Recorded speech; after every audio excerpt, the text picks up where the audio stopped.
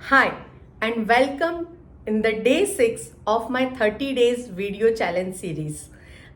It is a knowledge series, and as I promised, today I am going to talk about देवी भागवत महापुराण।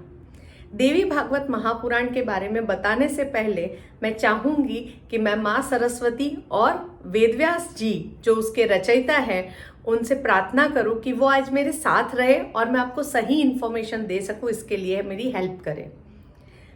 ऐसा माना जाता है और ऐसा कहा जाता है कि हिंदू धर्म को समझना है तो 18 महापुराण को स्टडी करना चाहिए। मैंने वो सारे 18 महापुराण स्टडी नहीं किए हैं, लेकिन देवी भागवत या देवी भागवत महापुराण मैं ऐसा बोल सकती हूँ कि मेरी उम्र के दुगने टाइम मैंने उसको सुना है, और हर बार जब मैं उसको सुनती हूँ तो मुझे लगता है कि पूरी दुनिया में जो कुछ है वो सब कुछ इसी में है। तो आइए जानते हैं कि देवी भागवत महापुराण में क्या क्या चीजें हैं। देवी भागवत महापुराण की रचयिता महर्षि वेदव्यास ने की थी, जिन्होंने महाभारत की भी रचना की थी। देवी भागवत महापुराण में 12 स्कंद है। हर एक स्कंद में 15 से 20 कथाएं हैं, स्टोरीज है, चैप्टर्स है, और 12 स्कंद के अंदर टोटल 18,000 श्लोक लिखे गए हैं। ये ओरिजिनल तो संस्कृत में लिखा गया था, लेकिन आज हम उसकी ट्रांसलेशन मतलब उसके अनुवाद को पढ़ते हैं। मैंने जब भी पढ़ा है मैंने उसको गुजराती लिपि में पढ़ा हुआ है, और मुझे ऐसा लगता है कि देवी भागवत महापुराण, जिसे नॉर्मली लोग मानते हैं कि वो एक स्पिरिचुअल बुक है, बट अगर आप मुझसे पूछो तो मुझे हमेशा ऐसा लगता है कि वो खाली स्पिरिचुअल बुक नहीं है। क्यों ऐसा? क्योंकि मैं एक ऐसी इंसान हूँ, एक ऐसी व्यक्ति हूँ जो साइंस में बिलीव करती हूँ, जो मूवी देख के बड़ी हुई हूँ तो फैंटेसीज में बिलीव करती हूँ, और साथ ही साथ में एक स्पिरिचुअल फैमिली में पैदा हुई हूँ तो स्पिरिचुअलिटी में बिलीव करती हूँ। आज हम जो IVF सुन रहे हैं, आज हम वो जेंडर चेंज सुन रहे हैं, ये सारी चीजें देवी भागवत महापुराण में है। महाभारत के भी बहुत सारे अंश हैं जो देवी भागवत महापुराण में कवर किए गए हैं। साथ ही साथ में पूरे भूगोल, पूरे खगोल और विश्व में होने वाली सारी घटनाएं, सब कुछ देवी भागवत महापुराण में है। ऐसा कहा जाता है कि पृथ्वी एकमात्र नहीं है, और भी 7 ग्रह है, और एक पृथ्वी और 7 ग्रह वाले अनेक यूनिवर्स एग्जिस्ट करते हैं। उसके बारे में भी देवी भागवत महापुराण में बताया गया है। साथ ही साथ में अगर आप स्पिरिचुअल हो, आप देवी के अलग अलग रूपों को जानना चाहते हो, तो उसके बारे में भी देवी भागवत में बताया गया है। मुझे देवी भागवत इसलिए अच्छा लगता है क्योंकि उसमें स्त्री के हर रूप को कवर किया गया है, स्त्री के हर रूप को दर्शाया गया है।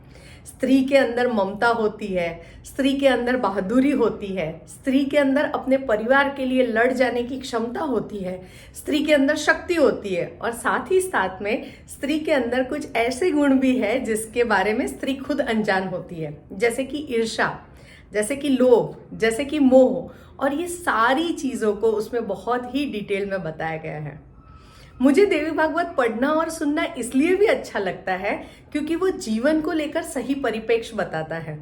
बहुत बार ऐसा होता है कि हम सही क्या है, गलत क्या है, पाप पुण्य में घुस जाते हैं, लेकिन देवी भागवत उस पाप पुण्य की चीजों को, उस भावना को बहुत ही न्यूट्रलाइज कर देता है।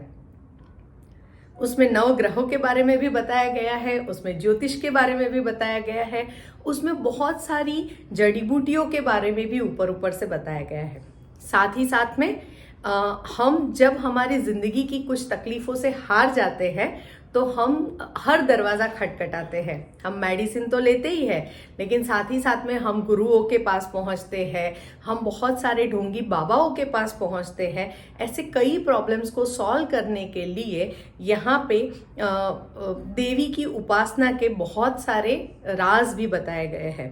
सो ऑन एंड ऑल देवी भागवत एक कंप्लीट पैकेज है। मैं जानती हूँ कि आज के इस वीडियो में पूरा देवी भागवत कवर करना शक्य नहीं है।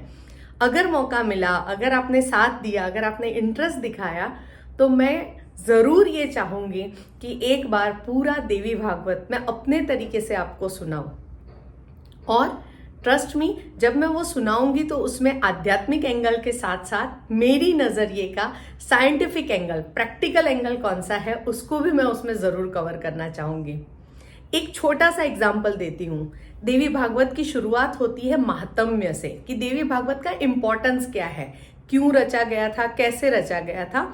और उस देवी भागवत के इंपॉर्टेंस में एक कथा आती है, उस कथा को कहते हैं इला सुदुम्न की कथा।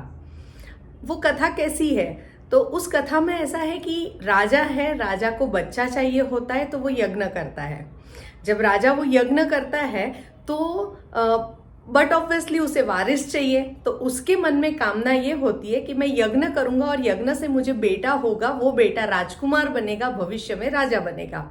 लेकिन जब वो लोग यज्ञ करने बैठते हैं ना, तो यज्ञ में संकल्प लेते वक्त उसकी वाइफ के मन में ये कामना होती है, रानी के मन में ये कामना होती है कि मुझे बेटी होनी चाहिए, और उनको बेटी पैदा होती है। यहाँ पे दो चीज है साइंटिफिकली अगर आप देखो तो, there is a theory call theory of subconscious mind, there is a theory called, जहाँ पे आप जो चाहते हो वो आपको मिलता है, universe will give you what you want. तो यहाँ पे इच्छा शक्ति की थियोरी भी बताई गई है कि जब आप यज्ञ करते हो तो यज्ञ एक क्रिया है, और वो क्रिया में आप जिस इच्छा से करते हो वो इच्छा पूरी होती है। साथ में बहुत बढ़िया तरीके से ये भी बताया गया है कि women are better manifester than a man, women का मैनिफेस्टेशन ज्यादा जल्दी से और अच्छे से पूरा होता है। जब ये ईला बड़ी होती है तो कहीं पे राजा चेक करता है और उसे पता चलता है कि बीवी की ऐसी इच्छा थी, तो वो बोलता है कि मेरी बेटी को मुझे बेटा चाहिए, मतलब मुझे बेटी नहीं चाहिए। तो एक ऋषि मुनि उसको कहते हैं कि हम एक काम कर सकते हैं, भगवान से कहकर उसको बेटा बनाते हैं, और वहां पे उसे बेटा बनाने की प्रोसेस शुरू होती है। आप सोचो, अभी 21वीं सदी में साइंस के माध्यम से हम जब जेंडर चेंज की बात करते हैं तो बहुत लोगों को आश्चर्य होता है, क्या ये हो सकता है? और देवी भागवत में ऑलरेडी उसका उल्लेख है, मतलब ये पॉसिबल है। जो चीज हम आज मैनिफेस्ट कर रहे हैं, जिस चीज को हम आज साइंस के जरिए कर रहे हैं, हमारे ऋषि मुनियों के पास तब ऐसा साइंस था जब वो उस जमाने में उसे करते थे। शायद मैं ये कहूं कि देवी भागवत पढ़ने की वजह से मेरे अंदर एक नेचुरल वाला फीलिंग आ गया है कि बहुत लोग बहुत न्यूज सुनकर आश्चर्य व्यक्त करते हैं, मुझे ऐसा आश्चर्य नहीं होता। मुझे लगता है ये तो बहुत सालों से हो रहा है, ये तो परापूर्व से हो रहा है, ये तो किसी ने ऑलरेडी पहले किया हुआ है, सोचा हुआ है। सो देवी भागवत मात्र एक स्पिरिचुअल ग्रंथ नहीं है, हालांकि उसमें देवी के हर रूप को बताया गया है। बहुत लोग आज के जमाने में ये सोचते हैं कि मुझे भक्ति तो करनी है, लेकिन भक्ति कैसे करनी है, मुझे पूजा तो करनी है, लेकिन मुझे पूजा कैसे करनी है, उन बातों को भी बहुत ही डिटेल में बताया गया है। देवी भागवत एक ऐसा ग्रंथ है जिसे जीवन में एक बार जरूर पढ़ना चाहिए। अगर पढ़ नहीं सकते हो तो सुनना चाहिए। हम देखते हैं कि कृष्ण भागवत कथा, राम कथा करने वाले बहुत से संत हैं और वो बार बार की जाती है। देवी भागवत को मैंने इतना ज्यादा करते हुए नहीं सुना सिवाय के केशव भवानी महाराज के, लेकिन देवी भागवत के अंदर ही लिखा हुआ है कि नवरात्रि के 9 दिनों में वो भागवत पढ़ने का बहुत ही महात्म्य है और उसे नवाह यज्ञ कहा जाता है। हम राजाओं की तरह अश्वमेध यज्ञ तो नहीं कर सकते हैं, लेकिन अगर हम 9 दिन संकल्प लेकर वो देवी भागवत सुने तो वो नवाह यज्ञ से कम भी नहीं है। क्यों ऐसा, हमारे ऋषि मुनियों ने क्यों ऐसा लिखा है या देवी भागवत में क्यों ऐसा कहा गया है? तो बहुत लोग सोचेंगे कि ये भक्ति का एक प्रकार है। पहले मैं भी ऐसा ही सोचती थी जब मेरे मम्मी पापा उसको पढ़ा करते थे नवरात्रि में। जब मैंने उसने खुद ने सुना तो मुझे लगा कि ये इसलिए कहा गया है क्योंकि हमारी भेंट साइंस से हो, क्योंकि हमारी भेंट खगोल से हो, क्योंकि हमारी भेंट नवग्रहों से हो, क्योंकि हमारी भेंट ज्योतिष शास्त्र से हो, क्योंकि हमारी भेंट आयुर्वेदिक शास्त्र से हो। और जब हम वो चीजें जानते हैं तो हमें आश्चर्य कम होता है। तो जीवन में एक बार देवी भागवत का सेवन जरूर कीजिए। और अगर आपको आज का वीडियो अच्छा लगा हो, आज के वीडियो की इंफॉर्मेशन अच्छी लगी हो, अगर आप देवी भागवत में और जानना चाहते हो तो प्लीज कमेंट बॉक्स में जरूर लिखिए। और हाँ, चैनल को लाइक, शेयर और सब्सक्राइब करना मत भूलिए और अपने व्यूज जरूर बताइए। कल फिर से मिलेंगे एक नए टॉपिक के साथ। तब तक के लिए आज रात के लिए आप सबको शुभ रात्रि, हैप्पी नवरात्रि। माँ दुर्गा आपकी सारी इच्छाएं पूरी करे और आपके सारे संकल्प सिद्ध करे। जय माता दी।